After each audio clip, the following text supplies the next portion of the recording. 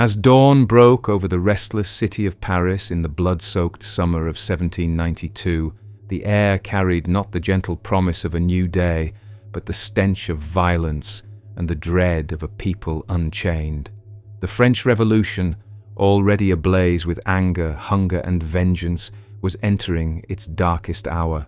Amid the chaos of a nation tearing itself apart, one figure of delicate grace and tragic devotion would soon meet a fate so merciless that it reverberated through history as a symbol of cruelty at its most grotesque.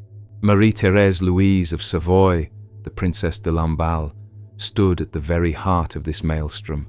Born into wealth, beauty, and privilege, she was destined for a life of influence among Europe's most glittering courts. Yet fate had tethered her to the doomed Queen of France, Marie Antoinette, a bond of loyalty that would prove her salvation in friendship, but her damnation in the public eye. In an era when allegiances were life itself, hers was unwavering, and for that unyielding fidelity, she would pay with her body, her dignity, and her life. The mob that surged through Paris in early September was no mere gathering of protesters. It was a flood of vengeance, hearts hardened by famine and inequality, arms sharpened with steel, and minds possessed by an unrelenting thirst for blood. To them, the aristocracy was not a class of nobles. It was the embodiment of centuries of oppression, waste, and betrayal. And Princess de Lamballe, by no crime other than her closeness to the Queen, became their perfect victim. Dragged from her cell at La Force prison, she was thrust into the merciless gaze of a revolutionary tribunal more eager for blood than for truth. Her sentence, inevitable and unspoken, was death, not a swift one upon the guillotine, but the frenzied justice of the mob. They fell upon her with a fury that shocked even those accustomed to bloodshed. Her body was desecrated, mutilated beyond recognition, her delicate form torn apart in a frenzy of hatred. And when it was done, when nothing remained of dignity or humanity, her severed head was mounted upon a pike. The streets of Paris, already soaked with violence, became the stage for this grotesque procession. The head of the Princess de Lamballe, once adorned with jewels and laughter in the gilded halls of Versailles, was paraded like a trophy through the jeering crowd. The mob carried it with perverse pride until at last it was brought to the window of the Temple prison, where Marie Antoinette languished in despair. The Queen, upon seeing the lifeless face of her closest friend, was forced into silence, her heart breaking in ways even the blade of the guillotine could not match. Thus, beneath the looming shadow of the revolution's hunger for blood, the princess became both victim and symbol, a casualty of loyalty, a sacrifice upon the altar of equality, and a testament to the darkest extremes of human wrath. Her fate was not merely death, it was a message carved in blood, a warning to all who clung to the crumbling world of kings and queens. Welcome to the story of the Princess de Lamballe, confidant, courtier, and martyr of a revolution that devoured its own. The enigmatic princess, from Savoy to Versailles. In the grand sweep of the 18th century, few figures embodied both the glitter of aristocracy and the shadow of tragedy, quite like Marie-Thérèse Louise of Savoy, known to history as the Princess de Lamballe. Born on September 8, 1749, in Turin, she entered the world beneath the golden banners of the House of Savoy, one of Europe's oldest and most distinguished dynasties. Surrounded by wealth, refinement, and the polish of high culture, her life seemed destined to unfold in elegance. Yet within this opulence lay the seeds of a sorrow that would one day intertwine with the violent upheaval of an entire nation. At the tender age of 17, she was wed to Louis Alexandre de Bourbon, the Prince de Lamballe, a match that bound her to one of the most illustrious families of France. The marriage promised power, privilege, and a position among the highest echelons of the Bourbon court, but fate, ever fickle, cut the thread too soon. Within a year, the young princess found herself a widow, cloaked in grief, her husband dead before their union could blossom into a future. She was left alone in a world that praised beauty and fortune, but gave little solace to the heart. Her loss, though cruel, brought her into the orbit of Versailles, the dazzling epicenter of French monarchy, where politics, intrigue, and spectacle wove themselves into the fabric of daily life. It was here, amid the mirrored halls and perfumed chambers, that she encountered the woman who would define her destiny, Queen Marie Antoinette.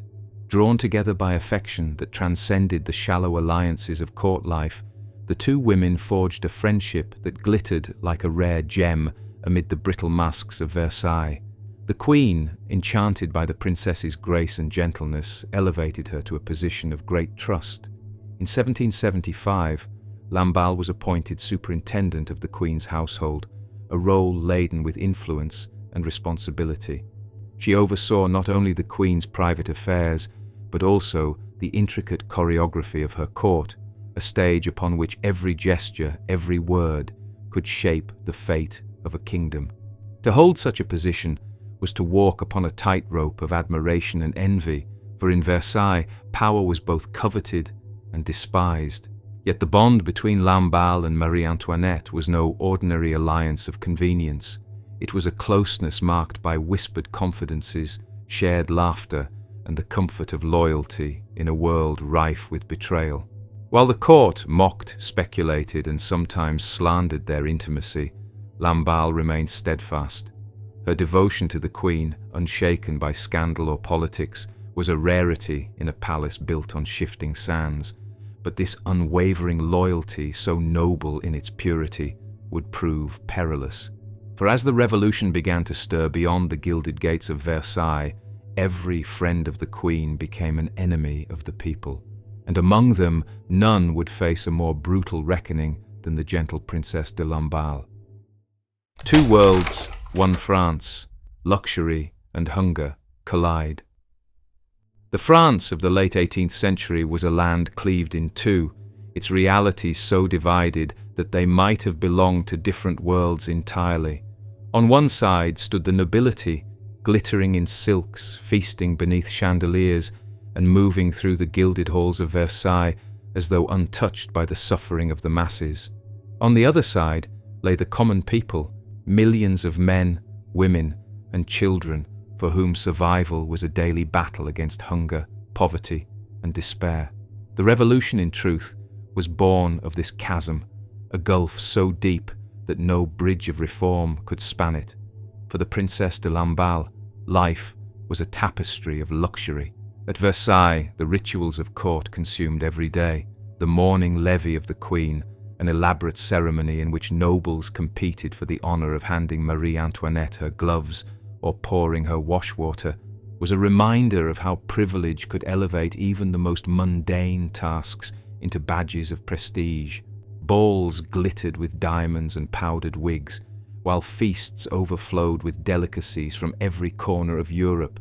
It was a world where beauty was currency and appearances dictated power. Yet beyond the gilded gates, reality told a very different story. In Paris, families huddled in cramped, unsanitary dwellings, often with multiple households squeezed into a single room.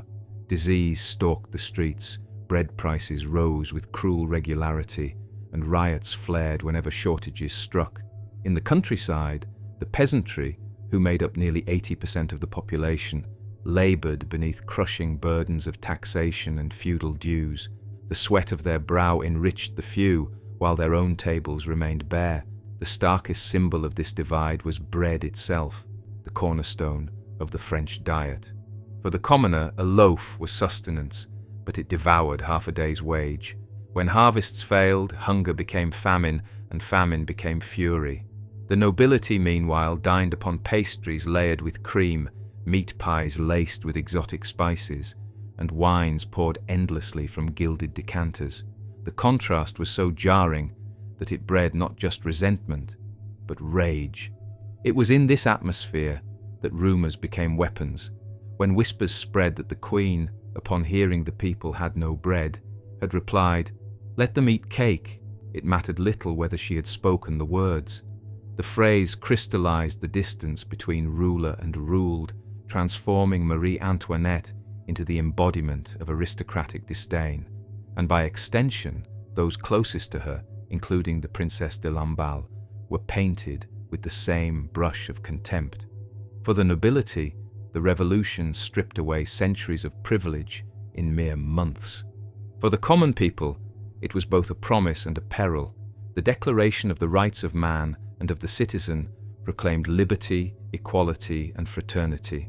But alongside those noble words came blood, chaos, and the relentless pursuit of enemies, real and imagined. The Princess de Lamballe lived at the edge of these two worlds. She belonged to one, but her fate was sealed by the other. As the walls of Versailles began to tremble and the fires of revolution spread through France, her devotion to the Queen would draw her inexorably toward the fury of the streets, toward the mob that would not forgive and never forget. Whispers at Versailles, the Queen's loyal confidant. Versailles, the glittering jewel of France, the palace of mirrors and marble where kings once ruled as gods. Within its endless galleries, beneath its gilded ceilings, every glance and whisper carried the weight of politics, and every smile masked a dagger. For the Princess de Lamballe, Versailles was both a sanctuary and a snare. It was here that her devotion to Marie Antoinette became not only a matter of friendship, but a matter of life and death. Her appointment in 1775 as superintendent of the Queen's household was more than an honor. It was a crown of responsibility, one that placed her at the very center of royal life. She managed the Queen's private chambers, oversaw her daily routines, and supervised an army of attendants who orbited around the throne like stars around the sun. It was a role laden with prestige, yet shadowed by envy. For in Versailles, privilege was coveted, and every privilege won bred resentment in equal measure. The princess, with her serene beauty and gentle demeanor, became a constant presence at the Queen's side. Courtiers remarked upon her grace, her composure, and her unyielding loyalty. While many at court schemed to exploit the Queen's favor, Lamballe sought only to shield her friend from the venom that flowed through the palace corridors. She was a confidant in an environment where trust was rare and betrayal was currency. But the palace was a stage where appearances carried more weight than truths. And in this theatre, rumors spread faster than fire.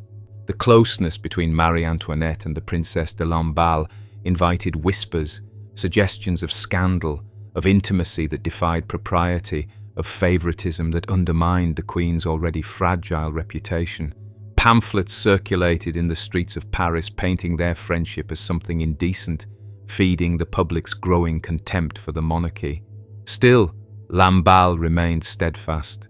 When the affair of the diamond necklace erupted in 1785, a scandal that painted Marie Antoinette as greedy and corrupt despite her innocence, it was Lamballe who stood firm in her defense. When factions at court conspired to diminish the Queen's influence, it was Lamballe who acted as mediator, soothing conflicts and shielding her from further disgrace. Yet even loyalty had its price. For every kindness she showed the Queen, Lamballe earned enemies among the nobility who resented her influence. The closer she drew to Antoinette, the further she drifted from safety. Her name became entwined with the Queen's in both admiration and hatred, until she could no longer be seen as merely a noblewoman. She was a symbol of the monarchy itself. In the gilded halls of Versailles, she was the Queen's shadow. But outside those mirrored walls, beyond the manicured gardens and fountains, the people of France whispered of hunger, injustice, and revolution. And in those whispers, the name Lamballe was already cursed, was. The gathering storm, seeds of revolution. By the late 1780s, the ancient kingdom of France teetered on the brink of collapse. The Bourbon monarchy, once the very symbol of power and divine right, was crumbling beneath the weight of its own extravagance and mismanagement. And while Versailles still glittered with gold and music, the streets of Paris echoed with hunger, anger, and despair. For centuries, The Ancien Régime had been upheld by a rigid hierarchy: the First Estate, the clergy; the Second Estate, the nobility; and the Third Estate, the commoner's estate, the vast majority of the people: peasants, labourers, artisans and merchants. The first two estates enjoyed privilege, wealth, and exemption from many of the kingdom's burdens, while the Third Estate carried the weight of taxation, toil, and sacrifice. The imbalance was not merely unfair, it was intolerable. And in a society sharpened by the rhetoric of Enlightenment thinkers, it became unforgivable. France's financial ruin was the spark that ignited the powder keg. The coffers of the kingdom had been drained by wars, first the costly 7 Years' War, then France's ill-fated intervention in the American Revolution, which, while aiding the cause of liberty abroad, left its own people crushed by debt at home. By the dawn of Louis XVI's reign, the treasury was hollow, the national debt soaring past 1 billion livres. To sustain the pageantry of Versailles while bread prices soared in the streets was to pour salt upon a festering wound. The harvests of 1788 brought catastrophe. Crops failed, winter bit hard, and hunger stalked the land. In Paris, mobs clamoured for bread, their fury swelling as loaves became scarce and costly. To be poor in France was to starve, and to starve was to rage. When rumour spread that the royal family dined upon lavish banquets while children withered in the streets, the gulf between crown and people widened into a chasm. It was in this climate that Louis XVI summoned the Estates General in 1789, a desperate attempt to address the financial crisis. For the first time in 175 years, representatives of all three estates were called together to deliberate. But what began as a council of reform quickly unravelled into a confrontation of ideals. The Third Estate, long silenced and overlooked, refused to accept the old order. They declared themselves the National Assembly, taking the famous tennis court oath, vowing never to separate until a new constitution was forged. The monarchy had awakened a force it could no longer contain. Across France, pamphlets and speeches fanned the flames of revolution. The writings of Rousseau, Voltaire, and Montesquieu breathed life into the demands for liberty, equality, and fraternity. The people began to believe not merely in reform, but in a new order altogether, an order that would sweep away centuries of tyranny. And through it all, figures like the Princess de Lamballe, cocooned within Versailles, could only watch as the storm gathered. Loyal to her queen, she remained at Antoinette's side, offering comfort as the world outside shifted from discontent to defiance. Yet no loyalty, no friendship could shield them from what was coming. The revolution was no longer a whisper, it was a roar. The gathering storm had broken. Soon the Bastille would fall, and with it the world Lamballe had known. The fall of the Bastille, a fortress brought down. July 14th, 1789, a date that would echo through centuries, a day when the ancient order of monarchy trembled beneath the roar of the people. Paris, restless and aflame with hunger and rumour, erupted into defiance. And at the heart of that defiance stood the Bastille, a fortress prison whose looming walls were less a military threat than a symbol of tyranny, of arbitrary power, of the Bourbon monarchy's stranglehold upon its people. The Bastille was not a fortress of many prisoners. On that fateful morning, only 7 men languished in its cells, among them counterfeiters and petty criminals. But the prison's stones were heavy with meaning. For decades, Parisians had whispered of its dungeons where dissidents disappeared, of its towers that stood as grim sentinels of royal authority. To bring down the Bastille was to declare that the people would no longer bow to kings. The summer had already been restless. Bread prices soared, fear stalked the streets, and word spread that royal troops were gathering, perhaps to crush the new National Assembly. The dismissal of Jacques Necker, the finance minister beloved by the people, was the final spark. Crowds swelled, their fury spilling from marketplaces to the very gates of the Bastille. They demanded weapons, they demanded gunpowder, They demanded freedom. The garrison within, outnumbered and outmatched, held on for hours. Shots rang out, smoke choked the sky, and the cobblestones of Paris ran with blood. By late afternoon, the fortress surrendered, not to an army of generals, but to a tide of citizens, artisans, and common labourers united in rage. The governor, Bernard René de Launay, was dragged into the streets, cut down by the mob, his head lifted upon a pike, and paraded through Paris. The message was unmistakable. The revolution had found its first great victory. For the monarchy, the fall of the Bastille was a thunderclap. When Louis XVI was told of the assault, he is said to have asked, "Is it a revolt?" To which the reply came, "No, sire, it is a revolution." From that moment, the balance of power shifted irreversibly. The people, once subjects, were now a force unto themselves. For Princess de Lamballe, the storming of the Bastille was not a distant affair.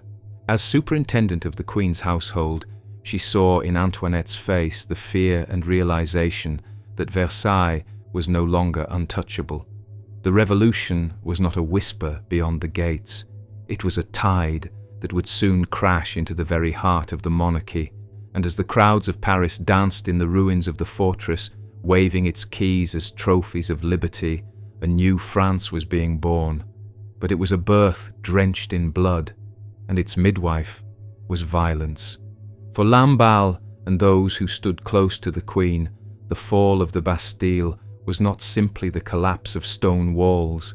It was the crumbling of the world they knew, and the first toll of the bell that would summon them to their fate. The Women's March, Hunger on the Road to Versailles. October 5th, 1789. The chill of autumn clung to the streets of Paris, but the hearts of its people burned with fury. Hunger gnawed mercilessly at the bellies of the poor, bread was scarce, and whispers of royal feasts at Versailles fanned the flames of resentment. On this morning, it was not soldiers who would shape history, but women, market women, fishmongers, washerwomen, mothers with children crying for food. What began as a cry for bread would become a thunderous demand for justice, and it would shake the very foundations of the French monarchy. The march began humbly, with a handful of women gathering at the markets, their voices rising in protest. But as they moved through the city, their numbers swelled.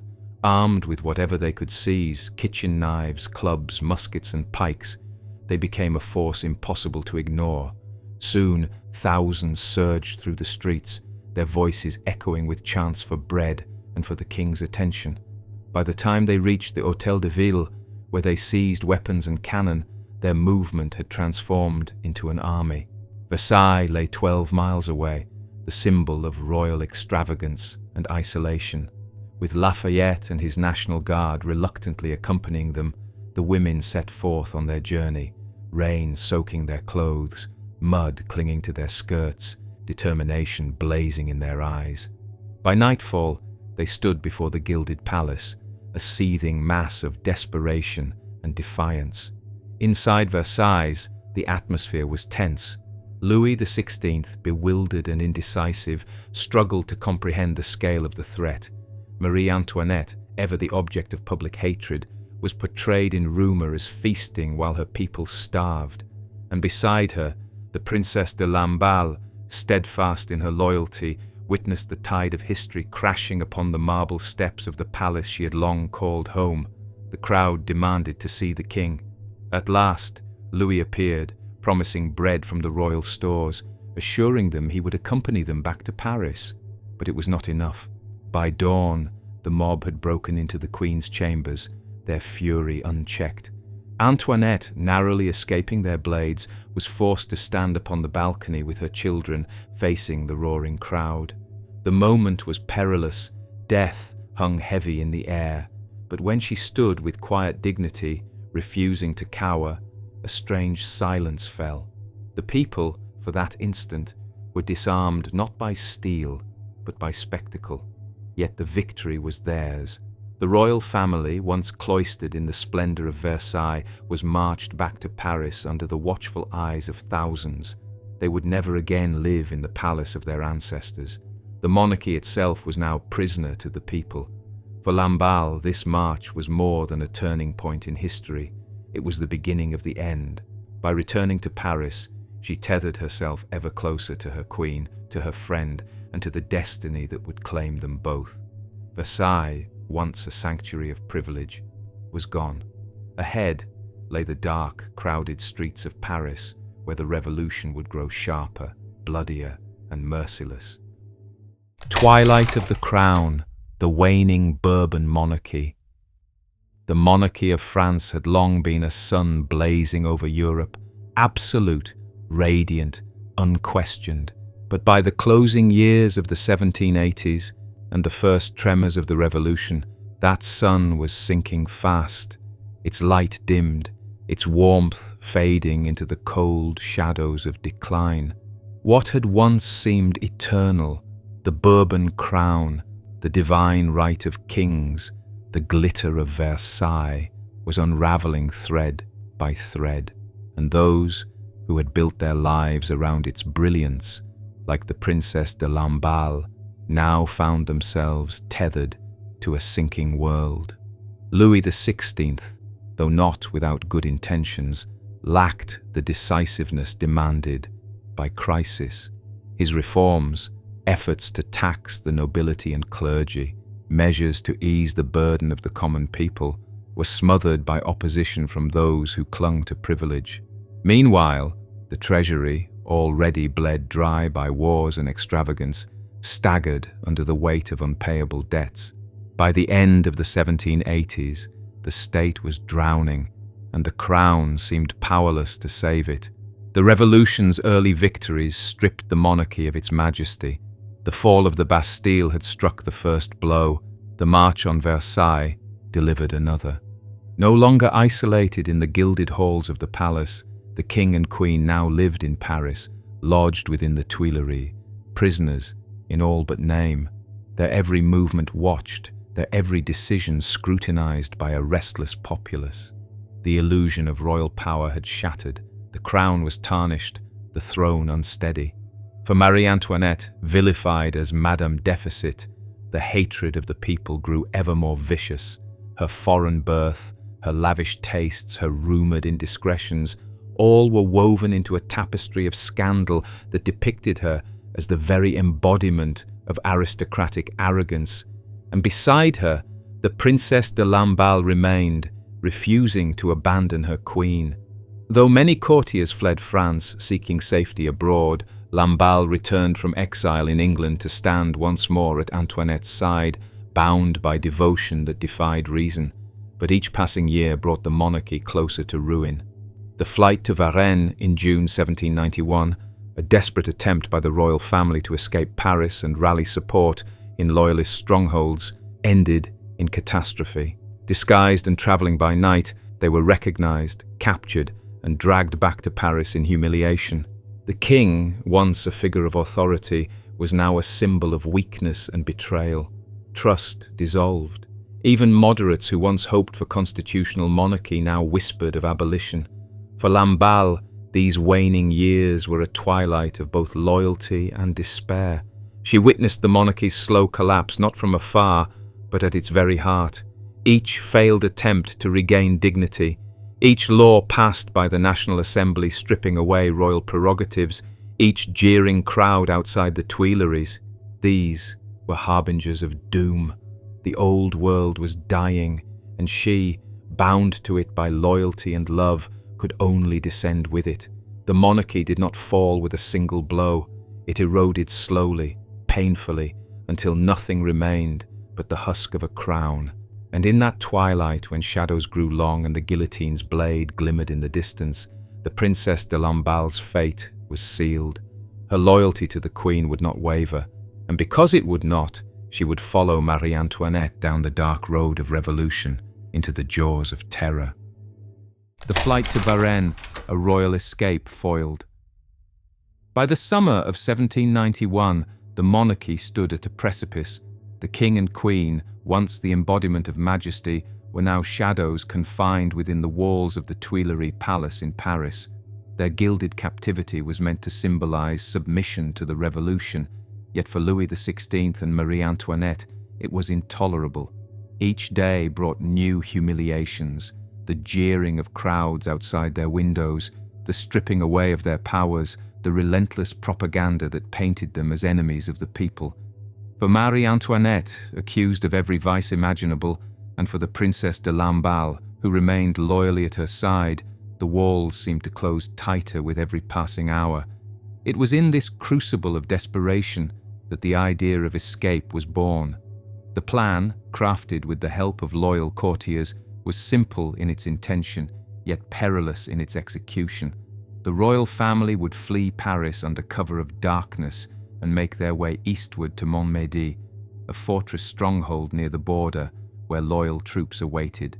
From there, they could rally allies, regain their strength, and perhaps restore the monarchy's authority. It was not merely flight, it was hope. On the night of June 20th, 1791, the plan was set in motion. Disguised in plain clothes, the king and queen, their children, and attendants slipped away from the Tuileries. Their coach, heavy and conspicuous, lumbered through the streets under the cloak of night. For hours they travelled, their hearts beating with the rhythm of the horses' hooves, the distance between them and freedom stretching with each turn of the wheel. But fate is rarely kind to those who gamble against it. In Sainte-Menehould, the royal family's cover was pierced. Jean-Baptiste Drouet, a local postmaster, recognized the king's features from the coins that bore his image. He raised the alarm, and word sped ahead to Varennes. By the time the weary party arrived, hoping for safe passage, their path was blocked. Soldiers, local officials, and townsfolk surrounded them. The king's authority, once absolute, now meant nothing. He was no longer a sovereign in flight. He was a prisoner caught. The return to Paris was a march of humiliation. No longer hidden in shadows, the royal family was paraded openly before the people they had tried to leave behind. Crowds lined the streets, not in reverence, but in silence heavy with contempt.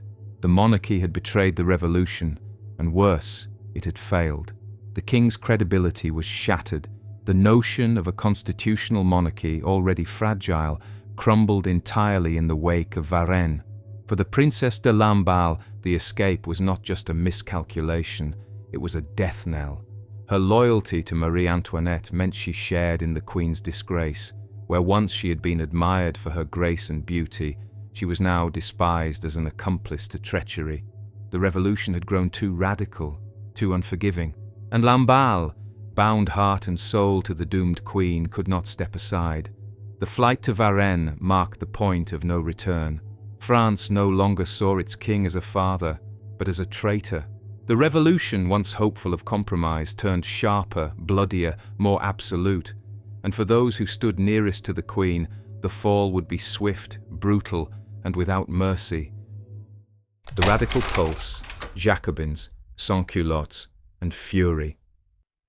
The revolution that had begun with promises of liberty and equality was transforming into something darker, something fiercer. By 1792, Paris no longer hummed with the cautious optimism of reform. It throbbed with the pulse of radical change. The moderate voices that had once spoken of constitutional monarchy were drowned out by the roar of the Jacobins, the fury of the sans-culottes, and the relentless demands of a people who had tasted power and would not let it go. The Jacobins, born in the echoing halls of a Dominican convent, had risen from a society of reformers into the most formidable political machine in France. Led by men whose names would soon drip with both reverence and terror, Maximilien Robespierre, Georges Danton, Jean-Paul Marat, they gave voice to the revolution's most uncompromising ideals. For them, the monarchy was not to be reshaped, but destroyed, and its remnants scoured from France like a disease. The sans-culottes, the militant workers of Paris, carried this vision into the streets. Named for their refusal to wear the silk breeches of the aristocracy, they clothed themselves instead in defiance. They were bakers, cobblers, and labourers, but when they marched, they became the revolution's muscle. With pikes raised high and slogans of justice on their tongues, They enforced the revolution not with parchment or speeches, but with blood and steel. It was a dangerous alliance, ideologues in the halls of power, zealots in the streets. Together, they gave the revolution its radical pulse. Together, they steered it toward extremity. The monarchy, already weakened by Varennes, now stood exposed before these forces. In August of 1792, the Tuileries Palace was stormed by a mob of sans-culottes, its defenders overwhelmed in a slaughter that left the royal family caged in the Temple prison. From that day forward, Louis XVI was no longer a king, but a captive awaiting judgment. For the Princess de Lamballe, the ground shifted beneath her feet. Once a figure of grace in Versailles, she was now branded an enemy of the people by association. Pamphlets vilified her loyalty to the Queen, whispers accused her of unspeakable decadence, and the revolution marked her not as an innocent, but as a symbol of the old world it sought to destroy. In the Jacobins' eyes, loyalty to the Queen was treason to the Republic, and in the fury of the sans-culottes, there was no room for nuance. A woman of noble birth, tied by love and loyalty to Marie Antoinette, could not be anything but guilty. Lamballe's fate was being written, not by her own hand, but by the tidal wave of history that crushed all who stood too near the throne. The revolution had become a beast that devoured not only its enemies, but its children. And in its shadows, sharpened by paranoia and inflamed by vengeance, the name of Princess de Lamballe was already whispered, not as a friend of the Queen, but as a target for the mob's wrath. The September massacres, Paris, drenched in blood. Paris in September of 1792 was a city gripped by fear, frenzy, and fevered imagination. War raged beyond its borders. Prussian and Austrian armies marched toward France, threatening to crush the revolution and restore the monarchy. Within the city walls, whispers of counter-revolutionary plots multiplied like shadows, feeding suspicion until it seemed that traitors lurked in every alley and behind every door. The revolution, once a flame of hope, had become a firestorm of paranoia. It was against this backdrop that the September massacres began. Over the course of 5 days, from September 2nd to September 6th, Paris was drowned in blood. Revolutionary mobs stormed the prisons, convinced that the inmates, royalists, priests, nobles, and common criminals alike, would rise to join the invading armies. In their frenzy, they sought to eliminate the threat before it could take form. But justice was not their aim. Vengeance was. The abbaye, the conciergerie, the carmes, la force. Each prison became a slaughterhouse. Makeshift tribunals were convened, mock trials staged, but they were little more than theatre. Accusations were enough, and once declared guilty, the verdict was delivered not by judges but by the mob's blades.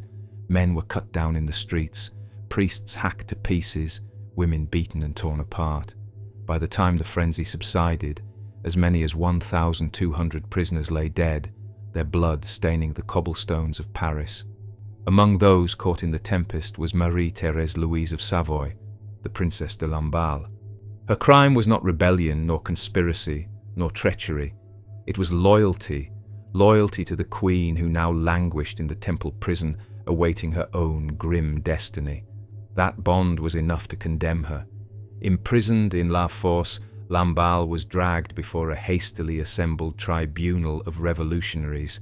The questions came sharp, the answers irrelevant. Would she swear hatred to the monarchy? Would she curse the Queen she had devoted her life to?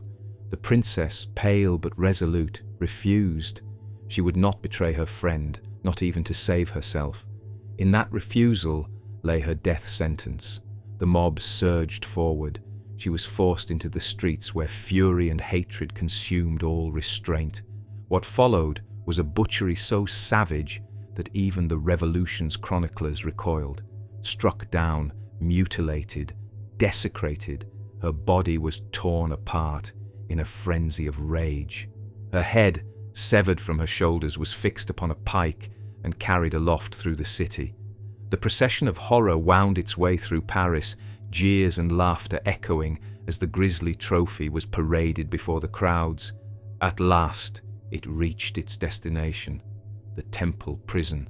There, beneath the window of Marie Antoinette, the mob raised the head of the princess, her face lifeless yet eerily serene, as though death had preserved her grace.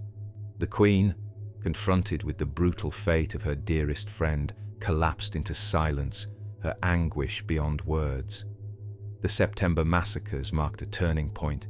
They were not merely an outburst of violence, they were a declaration that the revolution would show no mercy, not even to women of innocence and loyalty.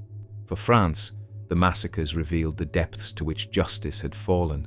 For Princess de Lamballe, they were the culmination of a devotion that had carried her to the very gates of hell. Her name would forever be entwined with that week of horror, her fate a symbol of the revolution's merciless wrath. The Martyrdom of Lamballe, loyalty meets the mob. The morning of September 3rd, 1792, dawned heavy with menace. Inside the walls of La Force prison, the Princess de Lamballe waited, uncertain but not unaware. She had heard the cries from the streets, the distant roars of the mob as they descended upon one prison after another. She knew the blood of priests, nobles and prisoners alike already stained the cobblestones of Paris, and she knew deep down that her own name was already written upon the mob's list of victims. Her trial was swift, if it can be called a trial at all. She was brought before a makeshift tribunal of revolutionaries, men whose judgment was guided not by law, but by the fury of the streets. They asked her the question that mattered most. Would she denounce the monarchy? Would she swear hatred against the king and queen? Her answer came quiet, steady, and resolute. She would not. She could not. To betray Marie Antoinette was unthinkable, even in the face of death. Her refusal sealed her fate. The verdict was delivered not by gavel, but by the roar of the crowd. She was pushed from the tribunal into the waiting hands of the mob, where the streets became her execution ground.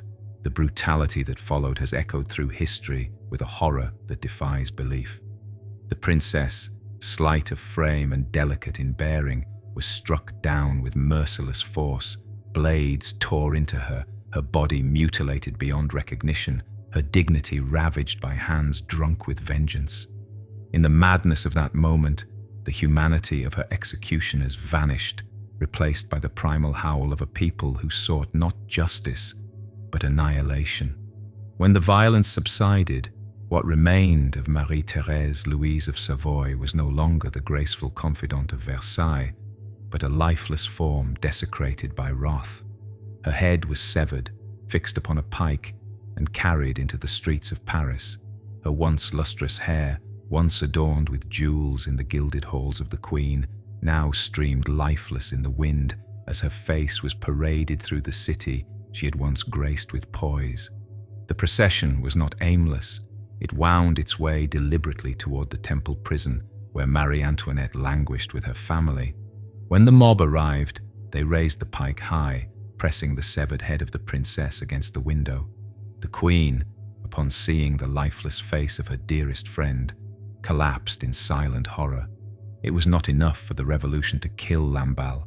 They sought to break the spirit of the Queen herself, to show her that loyalty was death and that friendship was treason. The killing of the Princess de Lamballe was more than an act of murder. It was a message. It declared to all who still clung to the monarchy that devotion would be punished with a savagery beyond imagining. It was a signal that the revolution had stepped fully into terror, that blood alone would sanctify its survival. For Lamballe, death came not as the quiet end of life, but as a spectacle of vengeance. She had been no politician, no conspirator, no schemer of treason. She was guilty only of fidelity to a queen, to a friend, to a world that was crumbling beneath her feet. And in that fidelity, she met the most brutal of ends. Her fate was the dawn of a new chapter in the revolution, a chapter written in terror, fear, and blood. The reign of terror, justice by the guillotine. The murder of the Princess de Lamballe was not an isolated act of savagery, it was a prelude, a whisper of the storm to come. In the months that followed, France descended into its darkest chapter, the Reign of Terror. From September 1793 to July 1794, Paris became a city where suspicion was enough to condemn, where the guillotine was the ultimate arbiter, and where death fell swift and merciless upon noble and commoner alike. The revolution, born in the language of liberty, equality, and fraternity, now marched beneath a different banner: fear. At its helm stood Maximilien Robespierre, the incorruptible, who believed terror to be nothing less than justice, prompt, severe, inflexible. His words became law, his tribunal a machine of death. And in the Place de la Révolution, the guillotine stood tall, its blade glinting like the cold logic of fate. Over 17,000 official executions scarred these 2 years, though the true toll was far higher, for thousands perished in prison or in the streets.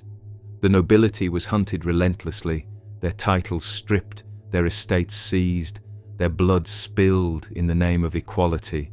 The guillotine became both punishment and performance, an instrument of justice and a theatre of vengeance. Crowds gathered daily to watch heads tumble into baskets, to cheer as centuries of privilege were erased with a single stroke. Among the victims were the most prominent figures of France. On January 21st, 1793, King Louis XVI himself mounted the scaffold. His death severed the final thread that bound France to its monarchy. Less than a year later, on October 16, 1793, Marie Antoinette followed him, her face pale but unbowed, her dignity intact as the blade fell. To the revolution, their executions were victories. To their loyalists, they were martyrdoms. To the Princess de Lamballe, whose death had preceded theirs, they were the fulfillment of the grim fate she had foreseen. Yet the guillotine did not distinguish between friend or foe. Even those who had raised its blade against the monarchy soon felt its kiss upon their necks. Georges Danton, once the fiery voice of the revolution, met his end upon the scaffold. Jean-Paul Marat was assassinated in his bath, immortalized as both martyr and monster, and Robespierre himself, who had proclaimed terror as justice, fell to the same device he had wielded, his final moments marked by silence as the blade silenced the incorruptible forever. The reign of terror was not simply the destruction of a monarchy, it was the dismantling of trust, of community, of humanity itself. It devoured not only those who clung to the past, but also those who dared to question the revolution's purity. It was a monster that consumed its creators, leaving behind a France drenched in blood and weary of death. And within this maelstrom, the death of the Princess de Lamballe lingered as a symbol, a harbinger of the brutality that would follow. Her mutilation at the hands of the mob foreshadowed the merciless justice of the guillotine. Her severed head, paraded through Paris, was the revolution's first true emblem of terror.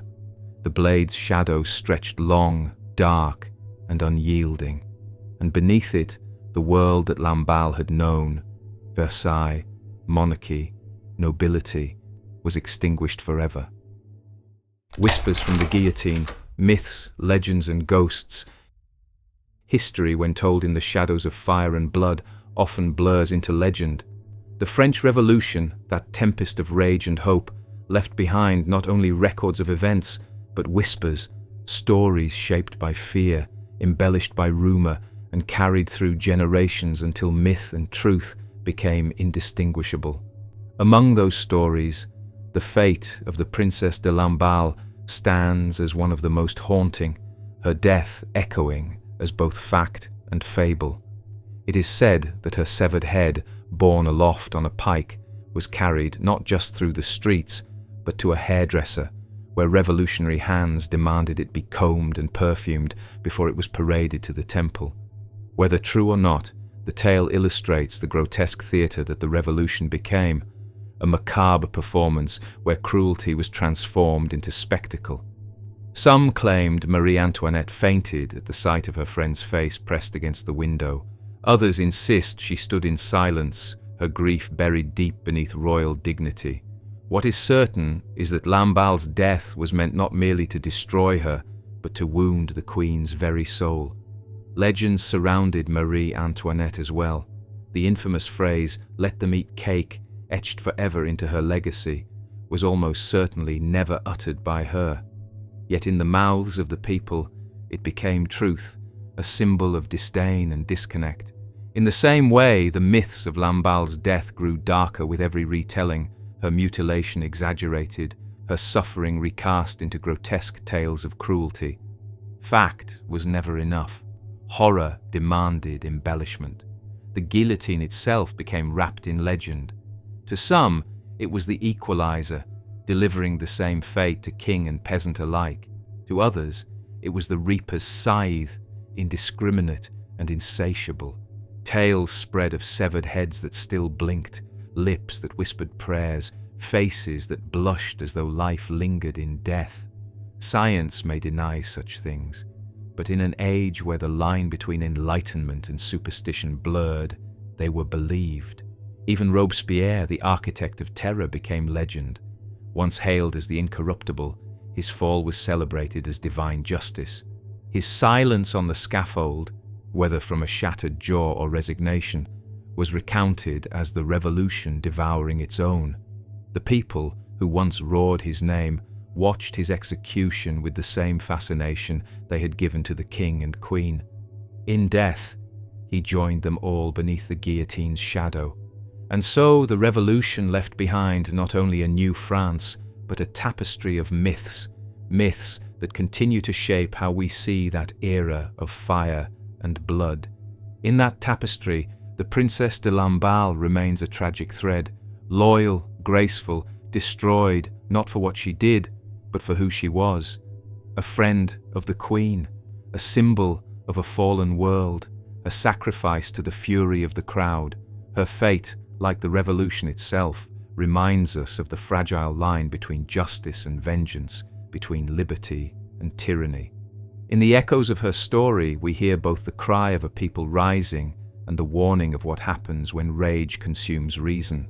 As Robespierre himself once said, "The secret of freedom lies in educating people, whereas the secret of tyranny is in keeping them ignorant." Yet in the streets of Paris, beneath the blade of the guillotine, those words drowned in the roar of the mob. The Princess de Lamballe, once radiant in the halls of Versailles, now lingers in history as both woman and myth, her brutal fate a symbol of loyalty's price in an age where crowns toppled, kings fell, and the blood of thousands baptized the birth of modern France. And so her story closes, not with peace, but with whispers carried by time, forever beneath the shadow of the guillotine.